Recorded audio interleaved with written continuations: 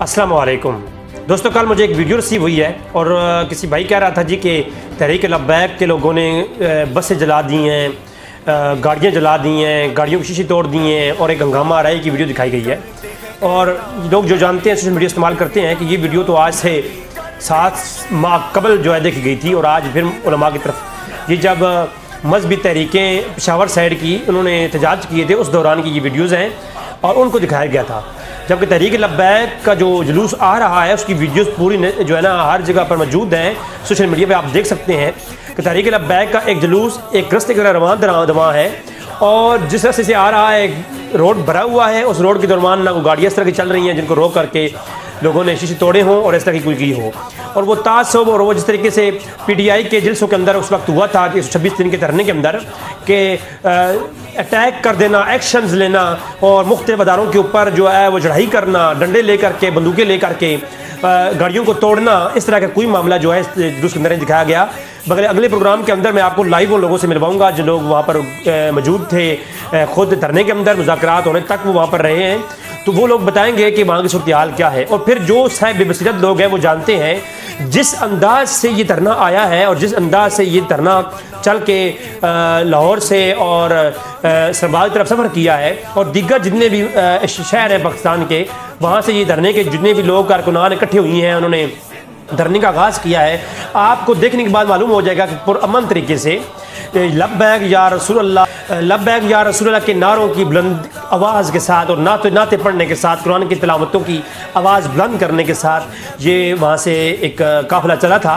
इसके दौरान कोई लड़ाई झगड़ा, बल्कि आप वो वीडियोस भी देख सकते हैं जहाँ झड़पें हो रही हैं, वहाँ कारकुनान अपनी जान बचा रहे हैं। बल्कि वो पिक्चर्स भी यहाँ में लगा नहीं सकता क्योंकि ये पॉलिसीज़ के ख़िलाफ़ है, वरना मैं ये देखते हैं मोहतरम दोस्तों कि 20 तारीख से पहले आज 19 तारीख है, सुबह हम रंडाला क्रॉस किया हम लोगों ने और हबीबाबाद के करीब है और ये गाड़ियां जो पुलिस की टूटी फूटी जा रही हैं, ये कल के लिए तैयारी है इनकी कि जी ये देखें कितनी गाड़ियों को आग लगा दी गई और कितनी गाड़ियां जो है वो तोड़ फोड़ का शिकार कर दी गई।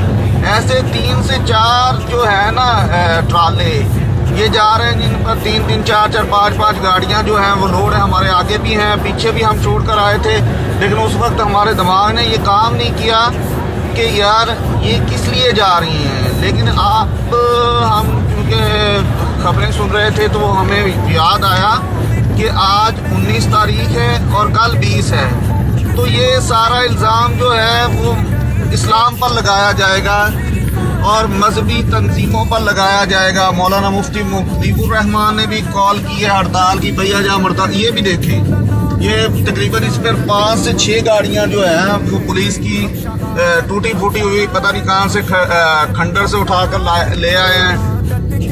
ये ऐसे ही है, देखिए ये इंशाअल्लाह मैं वीडियो सेंड करूँगा और ये प्रूफ है। 19 तारीख को ये आ रहे हैं, 19 अप्रैल को, और 20 को जो है वो इन्होंने वादा किया हुआ था कि फ्रांस के सफीर को निकाला जाएगा। अब देखिए क्या करते हैं, ये इन्हीं गाड़ियों को आग लगाकर ये हमारे जो है वो इस्लाम के खाते में डाले। आपको दिखाता कि जिन लोगों को गोलियां लगी हैं सिक्योरिटी इदारों की और उनके जो है वो जिस्म में बड़े बड़े सुराख हुए हैं, लोग शहीद हुए हैं तहरीक लब्बैक के, तो उसके दौरान अपने बचाव के लिए जो तहरीक के कारकुनान हैं वो एक डंडे का इस्तेमाल करते रहे हैं अगर कोई उनके करीब आया है तो।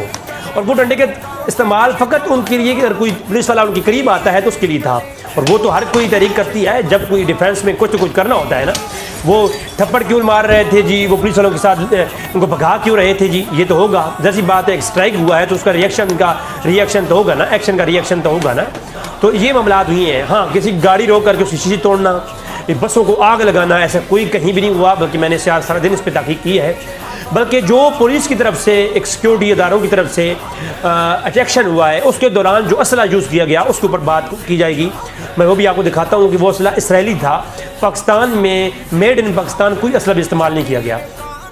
हत्ता कि जो पुलिस वालों ने एक वो सिक्योरिटी गैस रिवोल्यूशन के लिए उन्होंने एक अपने मास्क पहन रखे थे, वो स्पेशली मास्क कैप जो थी वो फ्रांस की पैदावार थी और फ्रांस ने इस सारा असला जो है भेजा था कि जनाब इन हजरात के ख़िलाफ़ वो एक्शन करने में आपकी मदद करेगा।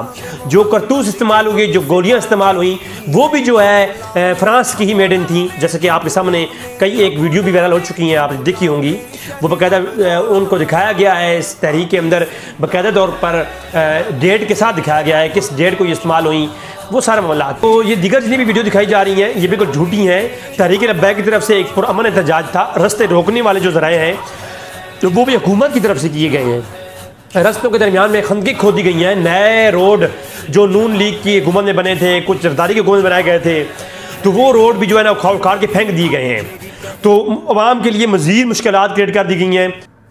हत्ता कि जेलम के पास तो पूरा पुल ही तोड़ दिया गया है। अब पूरा नया पुल बनेगा तो ट्रैफिक बहाल होगी। कंटेनर्स रखना और बात थी, लेकिन जो रोडों को खोद दिया गया है, खंदक बनाई गई है, ये इंतहाई जो है पढ़े लिखे लोगों का ही मुझे काम लगता है। और मुझे लगता है ये उस्मान बुज़दार साहब का ही यानी ये मशवरा होगा, क्योंकि ये कोई आम जाहिल इंसान नहीं कर सकता, ये पढ़े लिखे लोग ही कर सकते हैं। और जो पढ़े लिखे लोग हैं वो इस तरीके से ही मतलब है कि किसी मसले का हल तलाश करते हैं। तो आखिर में मैं समझता हूँ कि पार्लियामेंट के जो स्पीकर्स हैं उनकी तरफ से जो ये एक मुआहदा तय करने की बात की गई है, और शाह महमूद कुरैशी साहब आए हैं और जो पाकिस्तान के वज़ीर-ए-आज़म हैं उनका जो ये इक़दाम था इस मसले को हल करने का, मैं समझता हूँ कि इसमें या तो वज़ीर-ए-आज़म साहब का किरदार है या फिर स्पीकर जो है कौमी असम्बली के उनका किरदार है, फिर शाह महमूद कुरैशी साहब को ले लेते हैं। बाकी जो ज़्यादा पढ़े लिखे लोग हैं जैसे कि हमारे शेख रशीद साहब हैं या इसके अलावा फाज चौधरी साहब हैं और उस्मान बुज़दार साहब हैं, इन जैसे अजीम पढ़े लिखे लोग जो हैं उनका नाम तो मैं ये समझता हूँ कि उन्होंने तो वो तो ज़्यादा बेहतर समझ सकते हैं इस मामले को, क्योंकि ज़्यादा वो एजुकेटेड और जो है वो यानी एज अ मिनरल पर्सनैलिटी हैं इन पाकिस्तान गवर्नमेंट। तो गवर्नमेंट के अंदर एक अच्छी मिनर रखने वाली ये पर्सनैलिटी हैं, तो इनकी तारीफ जितनी की जाए उतनी कम है। अस्सलामु अलैकुम वरहमतुल्लाहि वबरकातुहू। मोहतरम कायद मौलाना फजल रहमान से, मौलाना मरियम नवाज से